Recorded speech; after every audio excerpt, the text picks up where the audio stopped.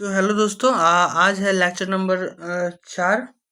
Unit 1 का lecture number 4 है आज। ठीक है, तो चलिए अगला स्टेप शुरू करते हैं। तो उम्मीद करते हैं कि आप लोग बहुत अच्छे से पढ़ रहे होंगे। लाइन बाय लाइन डिस्कशन है भाई, तो आके इस चैनल को जुड़िए, सब्सक्राइब कीजिए। आप लोग को बहुत ही मदद मिलने वाला है भविष्य में। ठीक है ना, तो पढ़ लीजिए और अभी से पढ़िए, अभी से। ठीक है ना, ऐसा नहीं कि एग्जाम आएगा तब पढ़ेंगे एकदम, तो घोर के कुछ पी नहीं सकते एक ही दिन में। ठीक है ना, इसलिए अभी से पढ़िए, अभी समय है, थोड़ा डिटेल में समझ लीजिए। बाद में तो देंगे ही आपको छोटा मोटा चीज़ लिखने उखने के लिए। ठीक है ना, क्योंकि अभी समझिएगा, दिमाग में रहेगा, तभी वहाँ एग्जाम में भी दिमाग काम करेगा। ठीक है, चलिए तो शुरू करते हैं। अप्रोच ऑफ टीचिंग इंग्लिश, मतलब टीचिंग इंग्लिश पढ़ाने का क्या अप्रोच होना चाहिए, तरीका क्या होना चाहिए।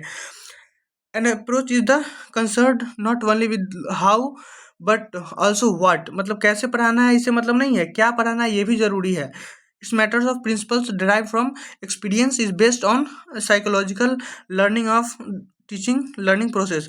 बोल रहा है ना कि ये जो पढ़ाने तरीका जो इजाद हुआ है वो साइकोलॉजी, मतलब बहुत सारे एक्सपेरिमेंट और एक्सपीरियंस और के हिसाब पर कोई भी साइंटिस्ट है ना अपना थ्योरी दिया हुआ है। ठीक है, साइकोलॉजी मानसिकता को समझते हुए। The teaching learning material whereas a method is concerned more than the presentation of this great materials in a logical and psychological sequence of manner. बोल रहा है कि टीएलएम का यूज करना ही है। ठीक है, लेकिन किस तरीके से करना है, कौन सा टीएलएम का यूज पहले करना है, कौन सा टीएलएम का यूज बाद में करना है, ये भी बहुत जरूरी है। देयर इज नो सिंगल और the universal accepted optimal method for teaching and learning method modern language. बोल रहा है ना कि इंग्लिश सीखने के लिए कोई ऐसा एकदम सिद्धांत नहीं है कि भाई तुमको यही मेथड से पढ़ाना है, ऐसा नहीं।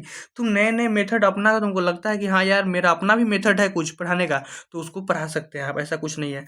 Teaching becomes effective only when the other has the skill to motivate the learners, establish support with them and communicate to them in the language which they can easily understand. बोल रहा है कि जो पढ़ाने के क्रम में ना ये बहुत ज़्यादा प्रभावी होता है कि बच्चा को मोटिवेट रखे, बच्चा को मतलब होता है ना एकदम मोटिवेशन के साथ पढ़ाए। ठीक है, और दूसरा कि चीज़ों को इजली इजली जो होता है ना कम्युनिकेशन के साथ पढ़ाए, बच्चों को बोल बोल के पढ़ाए एकदम, और बच्चा अच्छे से समझ पाए। जैसे उसको ऐसे पढ़ाना है ना कि स्थानीय भाषा से उसको जोड़ के पढ़ाइए इंग्लिश, तब वो बच्चा समझेगा। ठीक है, teaching becomes effectively only when teachers has skill to motivate. ये तो हो गया था इतनी लाइन में।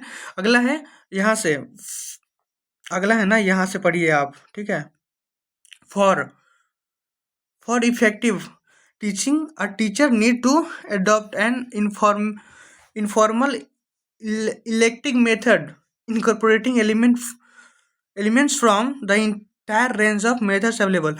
बोल रहा है ना कि जितने भी पेडागोजी के मेथड है, ठीक है ना, एक अच्छा टीचर कौन होता है जो सब पेडागोजी जानता है लेकिन उसको मिला के पढ़ा रहा है। ठीक है ना, एकदम ऐसा नहीं कि ये पेडागोजी है, इसमें जो रूल है उसको फॉलो करेंगे तभी बच्चा पढ़ेगा, ऐसा नहीं है। एक अच्छा टीचर होता है ना जो मिला के बच्चों को पढ़ाता है। 10 को पेडागोजी जानते हैं तो 10 का नॉलेज मिला के, अब क्योंकि बच्चा सब अलग अलग होता है ना, सब बच्चा को अलग अलग पेडागोजी इस्तेमाल करना पड़ेगा तब समझेगा बच्चा सब। तो चलिए इसके बारे में कुछ थ्योरी दिया गया है, उसके बारे में पढ़ते हैं। बिहेवियरिस्टिक अप्रोच मतलब व्यवहारवादी का सिद्धांत। ठीक है ना, बोल रहा है the teacher controls the learning environment and learners are expected to follow the instructions of the teachers shaping behaviour. मतलब बोल रहा है ना बच्चा को आदत में ऐसा करो, ऐसा आदत बना दो कि जो टीचर होता है वो क्लासरूम को कंट्रोल करे। ठीक है ना, कि मतलब माहौल बना के रखे टीचर, ऐसा नहीं कि क्लास में पढ़ाने के क्रम में कुछ हल्ला वल्ला हो रहा है, ऐसा नहीं। टीचर एक क्लास का माहौल अच्छा से रखे कि बच्चा सीख पाए। The repeating the alphabet ABC with the help of pictures vocabulary practice. बोल रहा है कि आप प्रैक्टिस कीजिए खूब सारा, ठीक है ना, ड्रिल कीजिए, प्रैक्टिस, पिक्चर दिखाइए ABCD का, फिर उसका उसको जोर जोर से पढ़वाइए बच्चों से। इस सबसे क्या होगा ना कि बच्चों के मानसिक पटल पे उसका चित्र बनता है, बच्चा याद रखता है। अब ये ललित देवी जो जितना हम कट किए हैं ना ऊपर से, ये सब है कि क्लासरूम में कुछ कुछ एक्टिविटी कोई कोई टीचर कराया है ना, उसका मतलब विश्लेषण किया गया है। ठीक है, आप भी चाहें तो इसका एग्जाम्पल अपने कॉपी में भी दे सकते हैं। जब आंसर लिखिएगा तो आराम से आप इसका एग्जाम्पल दे सकते हैं। ठीक है, हम तो दिए थे, अपने लिखे थे तो एक एग्जाम्पल दिए थे छोटा मोटा, आप भी दे सकते हैं। इससे क्या होता है ना पेपर अच्छा लगता है। ठीक है, हम जब एग्जामिनर आपका कॉपी देखेगा तो उसको लगेगा कि भाई बच्चा ज्ञान वाला बच्चा है, इसलिए आपको ज़्यादा नंबर देगा। अगला है behaviouristic psychologist like Ivan Pavlov, BF Skinner, EL Thorndike, ये सब देखो, ये सब 3 साइंटिस्ट हैं जिनका नाम दिया गया है। तो आप ये साइंटिस्ट लोग का नाम भी उसमें लिखिएगा तो ज़्यादा असर पड़ता है, ठीक है ना। ये सब आपके जैसे होता है ना, खाने में अचार का काम करता है, अचार, टेस्टी, पापड़, तिलौड़ी, यही सब है। पॉवलोव, बीएफ स्किनर, थॉर्नडाइक, समझ में आ रहा है, तो आपका थाली अच्छा दिखेगा एग्जामिनर के सामने। अगला है theory associated established that environmental association is the key to learning our learning। बोल रहा है ये सब थ्योरी ये बताता है ना कि वातावरण का जुड़ना कितना जरूरी है हमारे इंग्लिश सीखने में, उसके बारे में बताता है। बोल रहा है स्टेब्लिश अ बिहेवियरल पैटर्न, मतलब ये व्यवहार में कैसे इंग्लिश को डाल देना है, इस पर जोर देता है, ठीक है। दूसरा पॉइंट है, it repetitive process shaped through positive और निगेटिव रिइंफोर्समेंट स्ट्रेटेजीज। बोल रहा है ना कि ये रिपीटेटिव प्रोसेस मतलब इसको बार बार दोहरा के जो करना है ना, वो है कि उसके सभी सकारात्मक और नकारात्मक आयामों को इसमें शामिल किया गया है। Memorisation and habit formation is the key of learning. बोल रहा है कि याद करना और आदत में लाना ये सीखने का एक मुख्य चाबी है। मुख्य चाबी है, मतलब ये मुख्य अंग है। Audio lingual drills are significant to language learning. बोल रहा है कि ऑडियो लिंगुअल मतलब बोलकर सुनकर सीखना बहुत जरूरी है। Extensive repetitive should be a part of classroom transaction which should be done with the contextual situation. बोल रहा है कि जो रिपीट करना है ना सब चीज़, तो ऐसा नहीं है कि हर दिन रटवा रहे हैं ए फॉर एप्पल, ऐसा नहीं। उसको है ना कि रिपीट कीजिए कॉन्टेक्स्ट सिचुएशन के साथ, जो अभी अभी घटना घट रही है ना उस पर बात कीजिए आप। लेकिन पढ़ाइए तो इंग्लिश ही, लेकिन घटना को चेंज करते रहिए। जैसे मान लीजिए कभी होली हो गया तो होली का टाइम आ रहा है तो होली पर बात कीजिए, दिवाली का टाइम है तो दिवाली पे बात कीजिए, ठीक है ना। ऐसा नहीं कि होली का छुट्टी होने वाला है लेकिन अभी भी हम एक ही बार दिवाली ही बोलते जा रहे हैं खाली, तो बच्चा कहेगा कि मास्टर को खाली दिवाली के बारे में पता है होली के बारे में पता ही नहीं है। तो ऐसा नहीं, कॉन्टेक्स्ट को चेंज करते रहना है, ठीक है। अगला मेथड है ग्रामर कम ट्रांसलेशन मेथड, मतलब ग्रामर और ट्रांसलेशन वाला मेथड। तो ये बहुत पुराना मेथड माना गया है, ठीक है ना। बोला गया the oldest and the most widely practised method of language teaching. बोल रहा है कि ये सबसे पुराना और सबसे ज़्यादा उपयोग में लाने वाला तरीका है ये पढ़ाने का। Grammar is the soul of language. बोल रहा है कि ग्रामर जो होता है ना भाषा का आत्मा है। बोल रहा है कि sound system, phonology, word structure, morphology, sentence structure, syntax, ठीक है ना। ये सब तरीका है। फोनोलॉजी मतलब बोलने का, कौन कौन सा वर्ड कैसे कैसे बोलना है उसके बारे में है, ठीक है ना। मोर्फोलॉजी वर्ड का बनावट कैसा हुआ उसके बारे में। सिंटैक्स ये सब होता है कि सेंटेंस कैसे बनाना है उसके बारे में। Major duration of classroom transaction is focused on helping children understand the rules and vocabulary and sentence structure. बोल रहा है ना कि ग्रामर और ट्रांसलेशन मेथड में क्या होता है, अधिकतर ज़्यादा से ज़्यादा समझ जाता है ना वोकेबुलरी, सेंटेंस फॉर्मेशन, इस सब पर ध्यान दिया जाता है। जैसे हम लोग पहले इंग्लिश पढ़ने जाते थे ना ट्यूशन, तो उसमें क्या पता था, subject plus verb plus object, रट लो भले पता नहीं है कि सब्जेक्ट क्या होता है, वर्ब क्या होता है, ऑब्जेक्ट क्या होता है, लेकिन रटवाया जाता था। तो ये पहले का विधि था और सबसे ज़्यादा अभी भी यही करवाया जाता है। लेकिन ये एनसीए बीसीए में ऐसा इसको ना थोड़ा कम जोड़ दिया गया है इस सब करने पे, ठीक है। बोला गया है कि आप पढ़ाते रहिए और पढ़ाने क्रम में थोड़ा सा अगर आता है तो उसमें बता दीजिए, ग्रामर उसी समय बता दीजिए, ठीक है। अगला है completing the sentence with the suitable word, मतलब सेंटेंस को ना एक अच्छे वर्ड के साथ कंप्लीट करें, ठीक है ना। Correcting the error in a sentence, making different sentence. बोल रहा है कि ये सब तरीका है सीखने का कि करेक्ट द फॉलोइंग सेंटेंसेस बनवा लेंगे, मेक डिफरेंट सेंटेंस बना लेंगे। जैसे होता है ना काऊ, एक काऊ वर्ड दे दिए तो बोलेंगे ना कि काऊ से सेंटेंस बनाओ, ठीक है। तो बच्चा का दिमाग, कोई बोलेगा कि सर हम बनाए हैं कि काऊ ईट ग्रास ग्रास, काऊ घास खाता है। कोई बोलेगा कि काऊ इज ब्लैक, गाय काला है। कोई बोलेगा सर काऊ इज रेड, गाय लाल है। तो इस तरीके से क्या होता है ना कि बच्चा का खुद का दिमाग लगता है, ठीक है। और इंग्लिश कैसे पढ़ाना है, नॉन टू अननोन। कहने का मतलब इंग्लिश तो एक ऐसे भी सेकेंड लैंग्वेज है, तो पहले बच्चा को नॉन टू अननोन ले आना, मतलब जो बच्चा जान रहा है वहाँ से लेके और अननोन तक ले जाना है, जो नहीं जान रहा है वहाँ से मूर्त से अमूर्त ले जाना है बच्चा को, ठीक है। अगला है second language besides grammar the method emphasis translation exercise to be regular part of classroom practice. बोल रहा है कि सेकेंड लैंग्वेज में ये बहुत ज़रूरी है कि ट्रांसलेशन को भी करें, क्योंकि भाई ट्रांसलेशन कैसे होता है, जैसे हम लोग हिंदी भाषी क्षेत्र के हैं बिहार में, तो हम लोग को सिखाया जाता है ना कि हिंदी से कैसे ट्रांसलेशन, हिंदी इंग्लिश बोलना है, हिंदी से ट्रांसलेशन से इंग्लिश ट्रांसलेशन बनवाते हैं ट्यूशन में सर जाके। तो ये सब भी बोल रहा है कि ज़रूरी है सीखने के लिए।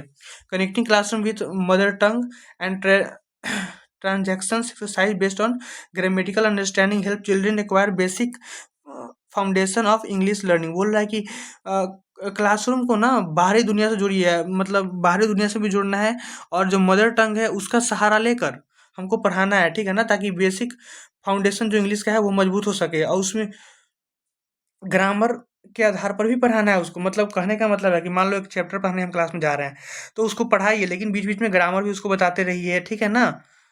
हाँ। और जो होता है मदर टंग से उसको जोड़ के पढ़ाइए। कहने का मतलब खाली इंग्लिश में भाषा नहीं देना है, थोड़ा इंग्लिश भी पढ़िए, थोड़ा हिंदी भी पढ़िए। कहने का मतलब कि एक लाइन इंग्लिश पढ़े तो उसका हिंदी समझा के तब आगे बढ़िए। अगला है टीचर सेंट्रिक क्लासरूम, मतलब शिक्षक centric classroom. Major characteristics of this method, जैसे बोल रहा है कि ये सब है जब मेथड इसका है। ये ग्रामर कम ट्रांसलेशन मेथड क्या होता है कि टीचर सेंटर्ड होता है, वही बोल रहा है, ठीक है।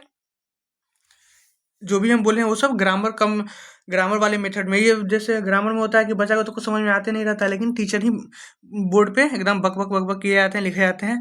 क्या क्या होता है उसमें, use of mother tongue in classroom, कि हिंदी में बोल के उसका इंग्लिश लिखवाते हैं। तो मदर टंग का प्रयोग होता है reading writing exercise and primary focus. जैसे मेन होता है ना कि रीडिंग और राइटिंग करवाते हैं। कहने का मतलब कि ये मेथड अब उतना नहीं चलता है। अब जो मेथड है वो क्या है भाई, कम्युनिकेशन पे आधारित है। बच्चा को खिलाना है, बच्चे से बात करवाना है, नाटक करवाना है, रोल करवाना है, तब वो सिखाना है। और पहले था कि नहीं, रीडिंग राइटिंग पे फोकस करो, 4 पन्ना लिख के लाना है, एकदम 2 पन्ना ट्रांसलेशन बना के लाना है। ये सब पहले चलता था, जो कि ये सब अब लागू नहीं है, इसको हटा दिया गया है, ठीक है। Study grammatical rules of words sentence formation. बोल रहा है कि पहले के ज़माने में ना यही ग्रामर का रूल, सेंटेंस कैसे बनता है, वो सब सीखते थे हम लोग। लेकिन अब वो कारगर नहीं है, इसलिए उसको धीरे धीरे थोड़ा सा कम यूज करते हैं। ऑडियो लिंगुअल ड्रिल, मतलब कि ऑडियो मतलब सुनना, लिंगुअल मतलब भाषा, बहुभाषी का प्रयोग करके। जैसे होता है ना कि बोल के सुन के सीखना, उसके बारे में। Behaviour, habitual behaviour and is the best learn in the natural way of listening and speaking. बोल रहा है कि भाषा सीखने का सबसे बेस्ट तरीका है ना कि हैबिचुअल, हैबिट में ला दो। जैसे होता है ना स्पोकन इंग्लिश का, आप लोग क्यों जाते हैं सीखने स्पोकन इंग्लिश? क्योंकि बच्चा को लगता है ना कि इंग्लिश बोलना सीख जाएंगे तो लिखना तो सीख ही जाएंगे। लिखने में क्या सीखना है भाई, ABCD तो सीखना है, और थोड़ा मोड़ा रूल सीखना है। अगर इंग्लिश बोलना ही सीख गए हम, तो क्या रूल छोड़िए, subject plus verb plus subject कोई मतलब नहीं करता। आपको इंग्लिश बोलना आ रहा है तो आप लिख लीजिएगा, बात खत्म। लैंग्वेज सीखने का मतलब ही होता है तुम उसको सुन के इंग्लिश में लिख दो, बस बात खत्म। समझ में आया? Present an idea pattern of well articulated manner. Teacher को ना खुद को तैयार करके जाना चाहिए, ठीक है ना, कि कैसे पढ़ाना है बच्चों को, किस तरीके से, पहले कौन चीज़ पढ़ाना है, फिर क्या पढ़ाना है, मटेरियल का यूज़ किस तरह करना है, पहले कौन सा मटेरियल TLM का यूज़ करना है, उसके बाद में कौन सा TLM का यूज़ करना है, ठीक है ना। और क्या करना है कि टेप, टीचर क्या कर सकता है, टेप ले जा सकता है, कॉमिक ले जा सकता, कॉमिक बुक ले जा सकता है। जैसे यहाँ पे देखिए, ये सब पेडागोजी का तरीका है, TLM ये सब होता है। कॉमिक, रोल प्ले, इस सब का इस्तेमाल करके टीचर पढ़ाता है, तब अच्छा लगता है बच्चों को। Student need to hear the model presentation and repeat it. जब टीचर एक अच्छा रहेगा एकदम, उसको जैसे मान लो इंग्लिश का टीचर है, उसको वेल इंग्लिश आना चाहिए, एकदम बोलना आना चाहिए बढ़िया से।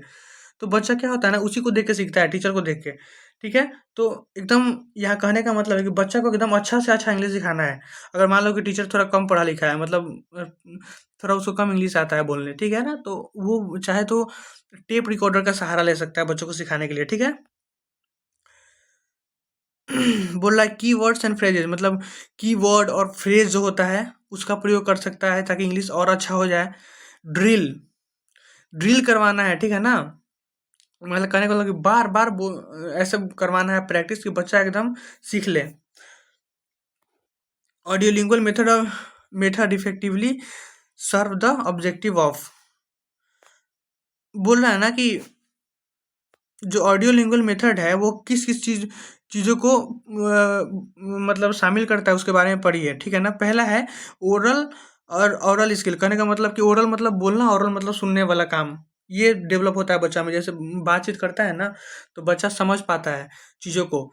ओरल लिंगुअल मतलब सुन के समझेगा बच्चा, और फिर बोलना का कोशिश भी करेगा। तो ये ज़्यादा ज़रूरी है। क्रिएटिव कम्युनिकेटी, कहने का मतलब कि संरचनात्मक, मतलब एकदम बनावट अच्छा खासा संरचना के साथ बातचीत करे वो, ठीक है ना, रिपीट करे, बार बार चीज़ों को बोले।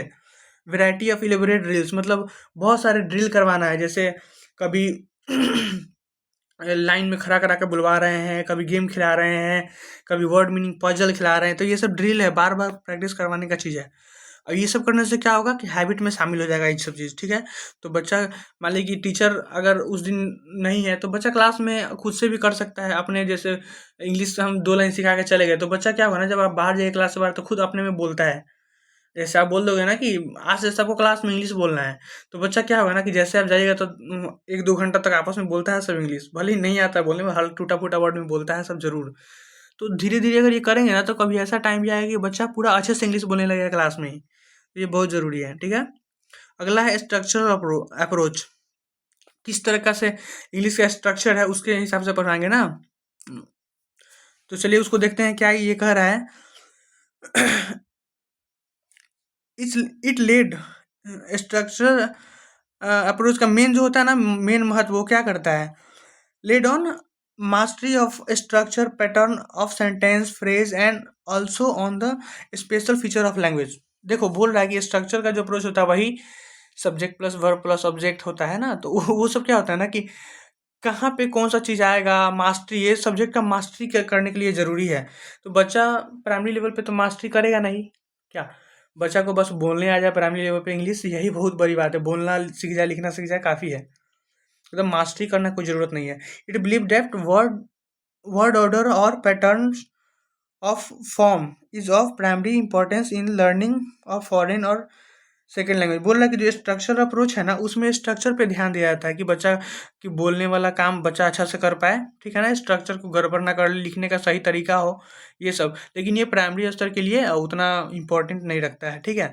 कौन कौन सा मेथड, ये जो ग्रामर वाला मेथड था, नहीं था, वो भी ज़रूरी नहीं है, प्लस ये भी स्ट्रक्चर वाला भी उतना प्राइमरी लेवल पर ज़रूरी नहीं है। अब बोल रहा है कि aspect of structural approach, structural approach पढ़ाने का जो है स्ट्रक्चर वाला, उसके क्या क्या जरूरी है, चलिए उसके बारे में देखते हैं। It is the order of word in patterns that makes true meaning clear. बोल रहा है ना कि जब स्ट्रक्चर सीख जाता है ना, तो ट्रू मीनिंग आना, सही सही मतलब निकल जाएगा। ऐसे प्राइमरी लेवल बच्चा जब बोलता है तो उसको सही मतलब नहीं बोलता है, जैसे बोल देगा जैसे प्राइमरी लेवल बच्चा कैसे बात करता है, मान लो कि गिव वाटर, ए गिव वाटर, जैसे उसको पानी मांगना है तो बोलेगा ना गिव वाटर, किसी से बोतल मांगना है तो बोलेगा गिव गिव बोतल, ऐसे ऐसे। लेकिन ये स्ट्रक्चर नहीं है, ये सही चीज़ नहीं है। लेकिन बोल रहा है कि बच्चा को तो हमको ये स्ट्रक्चर से उतना मतलब नहीं है, बच्चा बस प्राइमरी लेवल पे इतना बोल रहा है बहुत है, गिव वाटर बोल दिया बहुत है, ठीक है। तो बोल रहा है कि स्ट्रक्चर हम बाद में सीखेंगे, स्ट्रक्चर सीखना ज़रूरी है कब, लेकिन अपर प्राइमरी लेवल में, ठीक है ना, 8 9 10th के क्लास में ये सब ज़रूरी है, लेकिन प्राइमरी लेवल में बस बोलना ज़रूरी है। It lay a lot of emphasis on use of functions और structure word. It gives due importance of framing language habits. बोल रहा है ना ये सब चीज़ से कि स्पेशल लैंग्वेज कैसे बनता है, फंक्शन स्ट्रक्चर, इस सब पे इसमें जोर दिया जाता है, ठीक है ना। इसमें बच्चा को वर्ड पावर बढ़ाने से मतलब नहीं है, इसमें जोर दिया था कि बच्चा सही सही लिख दे, subject plus verb plus subject का जो सीक्वेंस है ना उसको सही लिखे, इसमें ध्यान दिया जाता है वो, ठीक है। लेकिन ये बच्चा के लिए ये वाला जो मेथड है वो कारगर नहीं है। पांचवा मेथड है कम्युनिकेटिव अप्रोच। हाँ ये ज़रूरी है, कम्युनिकेटिव जो होता है ना ये अब अपनाया जा रहा है हमारे अभी प्रेजेंट जो है बिहार के करिकुलम में अपनाया गया है, क्योंकि इसमें बातचीत का सिद्धांत होता है, बातचीत करके सीखना है। मार्केट के एक्टिविटी में जैसे बच्चा मान लो कि क्लास में हम बाजार वाला माहौल बना देंगे, बोलेंगे चलो तुम सामान खरीदने जाओ, बातचीत करो इंग्लिश में। रेस्टोरेंट में मान लो कि हम नाटक करवा रहे हैं कि बच्चा रेस्टोरेंट में खाने जा रहा है, तो बोलेगा ना कि एक बच्चा को बना दीजिए कि रेस्टोरेंट में हलवाई बना दीजिए, ऐसे ही क्लास में ही, और एक बच्चा को खाने वाला ग्राहक बना दीजिए। अब दोनों के बीच में बात कैसे हो रहा है, इस पर थोड़ा ध्यान दीजिए, ठीक है। तो ये क्लास का इफेक्टिव मैटर है, ठीक है ना। उस तरीके से हम क्लासरूम में हॉस्पिटल वाला एग्जांपल ले सकते हैं, स्टोर बुक वाला, पुलिस स्टेशन। मान लीजिए एक बच्चा को पुलिस बना दीजिए, एक को चोर बना दीजिए, या दोनों में बातचीत करवाइए कि बच्चा क्या समझ रहा है। तो ये सब अच्छा चीज़ है, इसको अपनाया गया है, ठीक है। इसका मेन मेन ऑब्जेक्टिव क्या है, पहला है the role of teacher is that of facilitator और गाइड। इसमें ना रोल टीचर का रोल बस गाइडर के रूप में है टीचर, ठीक है। इसमें करता बच्चा है, सीखता बच्चा है, टीचर बस गाइड करता है। दूसरा है opportunities to reflect learners idea. बोल रहा है कि इसमें ना जो सीखने वाला बच्चा है उसके आइडिया बाहर आते हैं, ठीक है ना, इस तो उस पर जोर दिया जाता है। Engaging the learners in meaningful interaction and construction meaning बोल रहा है कि इसमें ना बच्चा को इंगेज करके रखा जाता है, ठीक है, अच्छे से वो बातचीत कर सके और कंस्ट्रक्टिव मतलब संरचनात्मक एकदम अच्छा खासा दिमाग में उसका आइडिया बन जाए, तो उस पे जोर दिया जाता है। Use of ICT to make classroom more interesting बोल रहा है कि आईसीटी का प्रयोग करो, ठीक है ना। आईसीटी का प्रयोग आप किसी भी भाषा को, भले साइंस हो इंग्लिश हो, कुछ भी पढ़ाने के लिए आईसीटी का प्रयोग करना चाहिए, ठीक है ना। इंफॉर्मेशन एंड कम्युनिकेशन टेक्नोलॉजी, जैसे कि मान लीजिए कि डिजिटल बोर्ड है, डिजिटल बोर्ड पे दिखा रहे हैं कोई कविता, तो इससे बच्चा ज़्यादा समझता है। उसके बाद एक कॉग्निटिव अप्रोच, जैसे संज्ञानात्मक सिद्धांत क्या है, तो संज्ञान में होता है जैसे बच्चा कुछ करके सीखना, जीन पियाजे बोले थे करके सीखने वाला सिद्धांत संज्ञानात्मक। कॉग्निटिव डेवलपमेंट कौन दिया था, जीन पियाजे, तो वही वाले हैं। तो चलिए आगे पढ़ेंगे, उनके बारे में भी है इसमें शामिल। तो बोल रहा है ना कि acquiring knowledge through holistic perception, बोल रहा है कि सब तरीके के आयामों को शामिल करके नॉलेज गेन करना। Promotes the use of reasoning and intuitive perception, मतलब बच्चा खुद से भी सोचे, ठीक है ना, और कुछ बताए गए बातों को ही माने, इन सब चीज़ों को फॉलो करके सिखाया था इसमें। लाइक बिहेवियरलिज्म, ये बिहेवियर से थोड़ा हटके है, व्यवहारवादी का सिद्धांत जो पढ़े थे ना, इससे थोड़ा हटके है।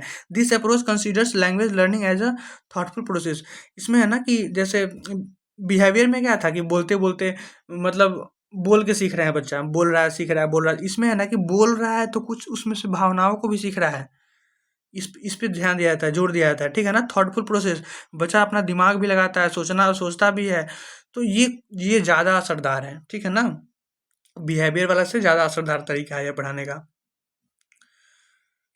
Not just the routine practice of selected structure instead of repetitive drill, it prefers to get children involved in puzzle jumbling pictures comprehension। बोल रहा है कि जो हम लोग पहले करते थे ना, ड्रिल कराते थे, रिपीट करवाते थे, उस सब से थोड़ा हट के ये क्या है, पजल खिलाता है, जम्बलिंग पिक्चर्स, जैसे होता है ना कि आप कुछ नाम लिख दिए, फिर 5-6 पिक्चर दे दिए, बोले कि मिलाओ इसको, तो इस पे क्या होता है ना कि ये संगनात्मक है, बच्चा सोचेगा कि भाई काऊ है तो काऊ के सामने वो काऊ को मिलाएगा, तो इसमें है ना कि बच्चा के दिमाग पे काऊ का चित्र बन जाता है, तो ये बच्चा ज़्यादा देर तक याद रख पाएगा, ठीक है। हाउ टू डिस्क्राइब थिंग्स, बच्चा ये भी सोचता है कैसे चीज़ों को बताना है। Involving the concept of numbers and objective based on the cognitive principles, बोल रहा है ना कि बच्चा जब ये जब करके सीखता है ना, तो ये ज़्यादा असरदार रहता है, ठीक है ना। जैसे कंसेप्ट ऑफ नंबर, जैसे नंबर का कंसेप्ट हो गया, तो ये सब करके सीखने वाला में ही ज़्यादा फायदा है, ठीक है। अब यहाँ पे ना कुछ एक्टिविटी कराया हुआ है, जैसे रोज इज आर रेड जैसी एक्टिविटी है, इधर क्या है, जैसे रोज लीफ हो गया, इधर स्पैरो हो गया, क्रो हो गया, क्रोज हो गया, तो बोल रहा है कि इज और आर यहाँ पे दे दिया, यहाँ पे रेड ग्रीन दे दिया, तो बोल रहा है कि रोज सिंगल है तो यहाँ इज लगाएंगे, रोज इज रेड, ठीक है। अब यहाँ देखो क्रोज कौआ बहुत सारा है, तो क्रोज आर ब्लैक, तो ये सब ना हम इस तरह का कुछ क्लाउड बना बना के, बादल बना बना के भी प्रैक्टिस करवा सकते हैं, मतलब ये एक पेडागोजी एक तरह का पढ़ाने का, ठीक है। अगला है नोम चोमस्की, ये एक मतलब फेमस लिंग्विस्टिक भाषाविद थे, ठीक है ना। क्रिएटिव कॉम्प्लेक्स पर जो बात करते थे, लैंग्वेज एक्विजिशन डिवाइस, नोम चोमस्की दिए थे एलएडी का सिद्धांत, ठीक है, लैंग्वेज एक्विजिशन डिवाइस, ठीक है। तो इसके बारे में आप लोग अच्छे से इसको नोट कर लीजिएगा, ठीक है ना। इसको लिखिएगा तो ज़्यादा एग्जामिनर पे असर पड़ता है, ठीक है।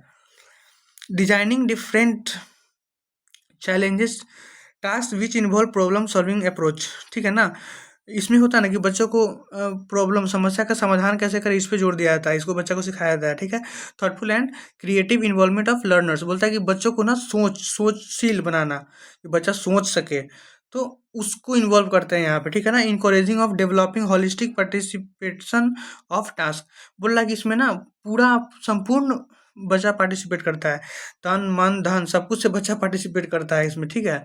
अगला तीसरा पॉइंट है learners are encourage to work out rules for themselves as an integral aspect of their learning experience, इसमें बच्चा को ना इंकरेज किया जाता है, मतलब उसको आगे दिया जाता है, सपोर्ट किया जाता है, ठीक है ना, कि खुद से वो करके सीखे। अगला है कंस्ट्रक्टिव, जैसे होता है ना संरचनात्मक सिद्धांत, क्या है ना, दिमाग में कंस्ट्रक्शन हो तो क्या होता है, जैसे बिल्डिंग बनता है तो कुछ बनता है उसमें, ठीक है, कुछ बनाने के क्रम में हम सिखाते हैं उसको। मॉडर्न पेडागोजी है ये नया तरीका है अभी वाला। अभी कौन सा चल रहा है, कंस्ट्रक्टिविस्ट अप्रोच, मतलब संरचनावादी का सिद्धांत अभी चल रहा है। Rest over the shoulders of constructivism, B it NCF 2005 और BCF 2008, all curricular framework emphasis on need of having constructive pedagogy in classroom. Constructive मतलब होता है ना, जैसे मान लो कि कम्युनिकेशन कर रहे हैं, बच्चा कुछ करके सीख रहा है, पजल कर रहा है, मतलब ड्रिल प्रैक्टिस कर रहा है, तो ये सब कंस्ट्रक्टिव है, बच्चा का इसमें ना सोच विकसित होता है। तो ये सिद्धांत आज बहुत ज़्यादा प्रचलन में है, ठीक है ना। ये पेडागोजी जीन पियाजे और लीव वाइगोस्की, ठीक है, इन दोनों के समर्थन में है ये। इन दोनों जो जीन पियाजे जो हो गए, लीव वाइगोस्की हो गए, ये दोनों इनकी इसकी समर्थन करते हैं, ठीक है ना। जो ये जो कंस्ट्रक्टिविस्ट अप्रोच है, इनके द्वारा दिया गया थ्योरी पे ही आधारित है। The term constructive refers to the enriching environment which stimulates our cognitive and provide earliest of variety of opportunity that influence the development of learning। बोल रहा है ना कि कंस्ट्रक्टिव का मतलब ही है ना कि इनरिच इन्वायरमेंट, कहने का मतलब कि वहाँ सब चीज रहता है और बच्चा उसमें करके सीखता है, ठीक है। बच्चा को अपॉर्चुनिटी मिलता है बहुत सारा करके सीखने का, ठीक है ना। अपॉर्चुनिटी का मतलब होता है ना, उसको क्या बोलते हैं, उसको अवसर अवसर मिलता है करके सीखने का। तो ये कंस्ट्रक्टिव का एग्जाम्पल है ये, ठीक है। जीन पियाजे और cognitive capacity improves through the successive stages of biological development. बोल रहा है कि जीन पियाजे का जो सिद्धांत है ना, कॉग्निटिव डेवलपमेंट, तो ये बायोलॉजिकल है। कहने का मतलब कि जब बच्चा छोटा होता है तो क्या होता है, देख के छोटा छोटा काम करके बच्चा सीखता है, लेकिन जैसे जैसे वो बड़ा होते जाता है ना, तो खुद भी कॉग्निशन, चीज़ों को देख के समझने लगता है, खुद अपना दिमाग में लगाने लगता है। तो ये यही जीन पियाजे बताए थे, ठीक है। सपोर्टेड बाय इन्वायरमेंट, जो जीन पियाजे का कॉग्निटिव डेवलपमेंट थ्योरी है ना, इन्वायरमेंट मतलब वातावरण में के माध्यम से सपोर्ट करता है उसको, ठीक है। वातावरण में रह के बच्चा को सिखाना है, जीन पियाजे ऐसे बोले थे। Primary stage children are very participative towards the sensory motor experience. बोला ना कि जो बच्चा प्राइमरी लेवल का होता है ना, वो बहुत सेंसर और मोटर, कहने का मतलब कि करके सीखने पर ज़्यादा उसको जोर देना चाहिए, उसको ज़्यादा समझ में आएगा, ठीक है। और डॉल में भी close friend fairies do lives in cloud. बोल रहा है कि उसका एक गुड़िया के साथ, जैसे बच्चा क्या करता है, गुड़िया के साथ खेलता है, परी वाला कहानी सुनता है। तो हमको ना ऐसे ही सिखाना है उसको भी। हम भी इंग्लिश में क्या कर सकते हैं कि डॉल का चर्चा कर सकते हैं, परी का कहानी बता सकते हैं इंग्लिश में ही, समझ में आया। जैसे बच्चा एक छड़ी को लेके घोड़ा समझ के खेलता है ना, जैसे वो छड़ी लगा लेगा और चलेगा, भूम भूम करके चलता है, बोलता है कि हम छड़ी पे चल रहे हैं, ठीक है। चेयर पे बैठ के एकदम स्टीयरिंग की तरह घुमाता है उसको, कार की तरह इंजॉय लेता है, समझ में आया। तो ये सब करके ना बच्चा सीखता है। बच्चा कभी देखा कि कोई गाड़ी में बैठ के एकदम स्टीयरिंग घुमा रहा है, गाड़ी चल रहा है, तो वो क्या करेगा, वो तो गाड़ी में बैठ नहीं सकता है, तो चेयर कुर्सी पे बैठ जाएगा, उस पे दोनों हाथ पकड़ लेगा उसका हैंडल, और उसको गाड़ी की तरह एकदम मुंह से आवाज भूम भूम करेगा और चलाएगा भी। तो ये सब क्या होता है, ये सब कॉग्निटिव है, बच्चा करके सीख रहा है, तो ये ज़्यादा असरदार होता है बच्चे में, ठीक है। Lev Vygotsky give importance of cognitive special support, social support. देखो लो वैगोस्की है ना, जो कॉग्निटिव कंस्ट्रक्टिव सोशल सपोर्ट का पर ध्यान दिए थे, ठीक है, मतलब संरचनावादी के सिद्धांत में ले वैगोस्की ज़्यादा ध्यान दिए थे।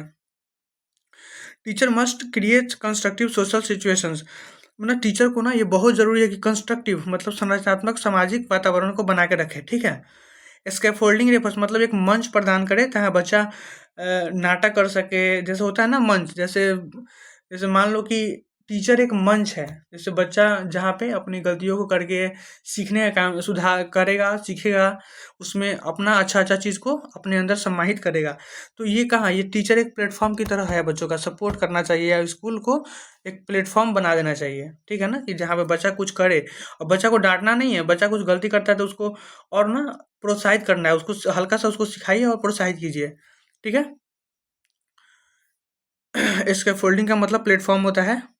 अच्छा ये जो है ना, ये जो अब बता दूं आपको, इसको तो नोट कर लो, एकदम स्टार बना लो, ठीक है। ये चित्र डाल दोगे ना अपने आंसर राइटिंग में, तो बहुत ज़्यादा नंबर मिलेगा। ठीक है, ये बहुत ज़रूरी है। इसमें सब दिखा गया है, pictures, visual clues, group sharing, उसके बाद वोकेबुलरी कराएंगे, उसके बाद फिर सब्स्टिट्यूशन टेबल कराएंगे, फिर ग्रुप करेक्शन कराएंगे। ठीक है ना। मेकिंग, सेंटेंस मेकिंग कैसे होता है, सबसे पहले पिक्चर दिखा दो, उसका वर्ड वर्ड सिखाओ उसको, फिर वर्ड को आपस में जोड़ना सिखा दो, फिर उसके बाद बैठ के उसको करेक्शन करेंगे। ठीक है। अगला है कैरेक्टरिस्टिक्स ऑफ कंस्ट्रक्टिव अप्रोच, मतलब कंस्ट्रक्टिव संरचनावादी का जो सिद्धांत है वो उसका मेन मेन क्या क्या कैरेक्टर है उसके बारे में समझते हैं हम। ठीक है। It advocates for creating supportive environment suitable to the developmental stage of learner. बोल रहा है ना कि ये बच्चों के जो डेवलपमेंटल स्टेज है ना, जो विकास का स्तर है, उस पे आधारित है ये। ठीक है। जैसे जैसे बच्चा बढ़ेगा वैसे वैसे सीखेगा, समाज से, वातावरण से करके। It believes in providing the supportive social structure. ये बोल रहा है ना कि बच्चा किस तरीके से मीनिंगफुल वे में मतलब कहने का मतलब कि अच्छे तरीके से शामिल होकर चीज़ों को सीख सके, उसके लिए समाज समाज का सहयोग बहुत ज़रूरी है। सपोर्टिव स्ट्रक्चर प्रोवाइड करता है बच्चों के लिए। The teacher should develop appropriate step of successive learning task which could lead to learner toward success. बोला है ना कि बच्चा को यहाँ पे ना appropriate step of successive learning करना है, मतलब इस चीज़ को सिखाने के बाद कौन सा चीज़ सिखाना है ये टीचर को पता होना चाहिए, और टीचर वो जब करेगा तो बच्चा पर ज़्यादा असर पड़ेगा। ठीक है। Awareness of different pedagogical strategy, जैसे टीचर को पता होना चाहिए ना कि अलग अलग पेडागोजी क्या है। जैसे अभी हम जो ऊपर सातों पेडागोजी पढ़े हैं, तो उसको ना टीचर याद रखे, मतलब उसका यूज़ करे टीचर। ठीक है ना। और ऐसा नहीं है कि सातों में से कोई एक पेडागोजी एक बार में इस्तेमाल होता है, नहीं। जब टीचर पढ़ाता है ना तो सारा पेडागोजी एक टाइम इस्तेमाल कर सकता है वो। ठीक है, मिला जुला के। Before selecting any approach the teacher should assess the context of lesson and learners outcomes associated with it. बोल रहा है ना, किसी भी अप्रोच को, किसी भी पेडागोजी को अपनाने से पहले टीचर को ना बच्चे के मानसिक लेवल को जानना चाहिए। जब क्लास में जाता है टीचर तो उसको थोड़ा सा बच्चों से नॉलेज लेना चाहिए कि बच्चा कितना जानता है, और जितना जब इसको टीचर को पता चल जाए कि हाँ बच्चा जानता है, उसके बाद में वो पढ़ाना शुरू करे। जैसे हम सूरज के बारे में बताने जा रहे हैं तो बच्चा को कम से कम सूरज के बारे में पता तो होना चाहिए। हम पूछेंगे यार कितने बच्चे हैं जो सूरज को देखे हैं, तो 2-3 बच्चा हाथ उठा, पूरा बच्चा हाथ उठाएगा। फिर बोलेगा सूरज क्या देता है, तो गर्मी देता है। तो ये सब जब हम पहले डिस्कस कर लेंगे ना तो बच्चा समझने में ज़्यादा आसानी होगा बच्चा को। ठीक है। One should make fine blend of judicious selection of which could ultimately lead our children towards achieving basic proficiency in English. बोल रहा है ना कि एक टीचर को ऐसा होना चाहिए ना कि एकदम अच्छे तरीके से, ठीक है ना, न्यायपूर्ण ढंग से चीज़ों को सिलेक्ट करे पढ़ाने के लिए। ठीक है ना, जिससे बच्चा का प्रोफिशिएंसी इंग्लिश में ज़्यादा आ जाए। ठीक है। अब समी में, अब जितना हम पढ़े हैं ना यूनिट 1 को, तो उसका सम करते हैं क्या कर रहा है। इन इंडिया, भारत में English exist as a second language. भारत में इंग्लिश सेकेंड लैंग्वेज है। Learning English get affected with different socio economic, cultural and psychological factors. बोल रहा है ना कि इंग्लिश सीखने के लिए सामाजिक, आर्थिक, कल्चरल, जैसे हमारा सांस्कृतिक, साइकोलॉजिकल मतलब मानसिक अ, कारकों से प्रभावित होता है। ठीक है।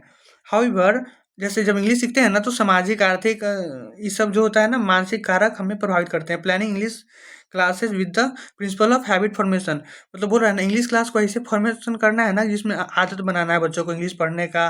ठीक है ना, थोड़ा थोड़ा इंग्लिश लिखने का, थोड़ा थोड़ा डेली प्रैक्टिस करने का। एक्टिव इन्वॉल्वमेंट, बच्चा करके सीखे उसका ध्यान रखना है।